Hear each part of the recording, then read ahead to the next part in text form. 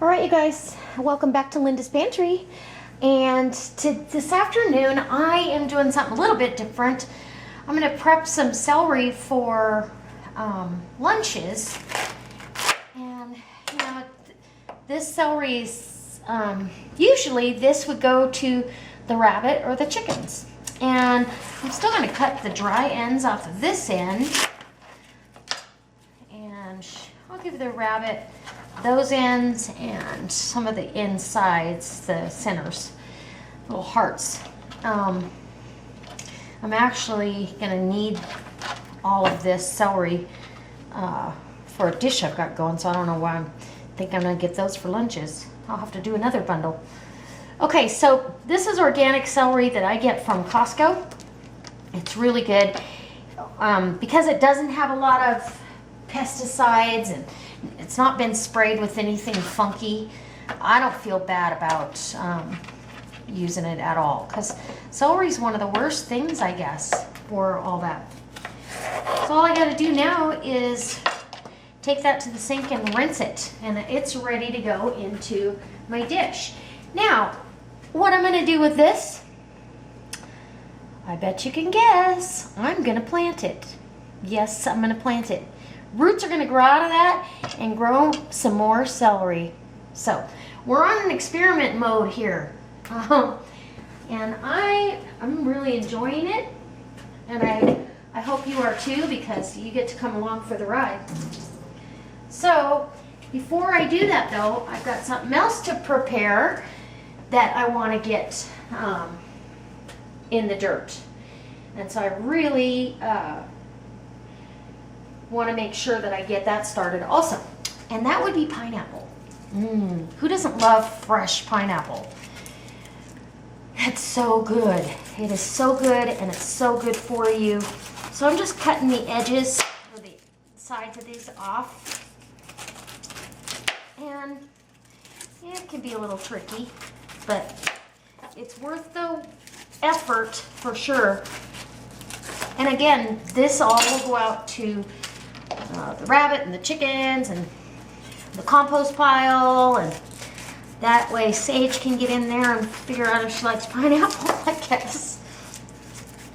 My dog jumps right over the compost bin's fence, like it's not even there. Okay, so then I take this end, get that off there. This pineapple's a little bit older than the other one I've got sitting here. Now, if I was gonna use this one, I would plant this, but I'm not gonna use this one because the leaves are dried out. It's about, it's been in here a little longer than I'd like. The pineapple itself is gonna be really ripe and juicy, which is good, that's what I want. But I want this a little fresher for planting purposes. So, I need to get a container that's big enough to house all the compost. Or at least closer. More sturdy. My mouth's watering. It just smells amazing. So I'm gonna shut the camera down. I'm gonna bring you back when I am over at the planting station and we are working on our newest experiments. Okay, you guys. Okay, you guys, welcome back. And so really all you're doing with these is just like if you were to stick an avocado seed into a glass of water, you're just giving it somewhere to root. You cut the whole thing off of this, so there's nothing there but the core part of that. You put this in, you want pretty loose, sandy kind of soil. You're only gonna water this pineapple once a week, and you're gonna water it from the top, okay? The celery, you know, I don't think celery minds, but I'll probably water it from the top also. And so we've got them both in here, and we're just gonna wait and see what happens. I'm gonna put them in a warm, sunny window and try to keep them like they're in the tropics. Anyway, that won't happen in my house because it's cold. Okay, I'm gonna move these. and get a little closer to these. Now these are little window boxes, starting boxes, and they're 6-packs. So there's 12, 24, 36 in each. So 36 plants, that's a lot. But I want to get some peas started. And there we go. I got some organic Mammoth melting sugar peas because they can be planted outside.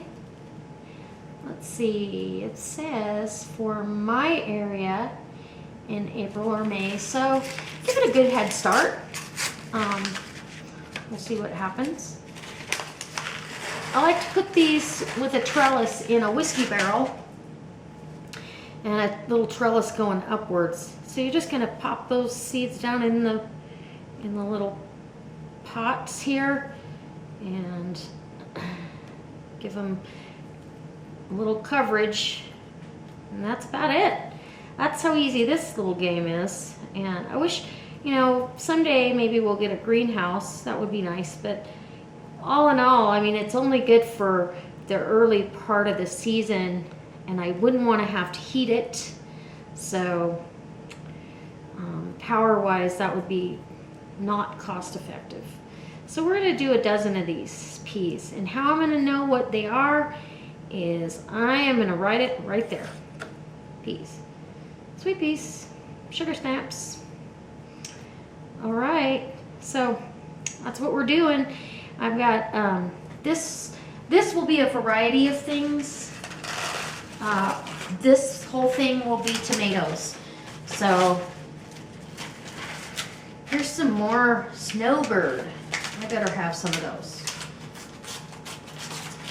So maybe we'll have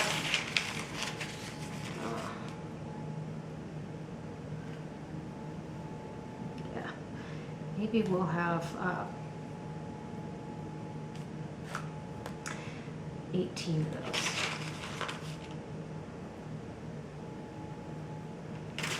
And then I should take you over and show you, or I'll bring over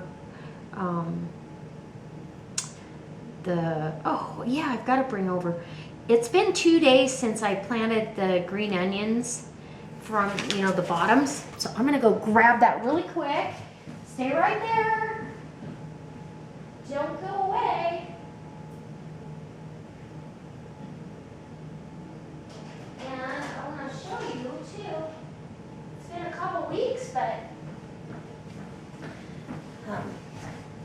that's a tomato plant from a couple weeks ago, so they're pretty slow going.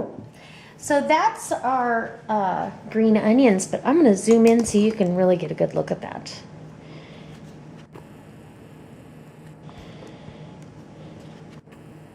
You can see green already coming out of there. Remember the other day, it didn't quite have it.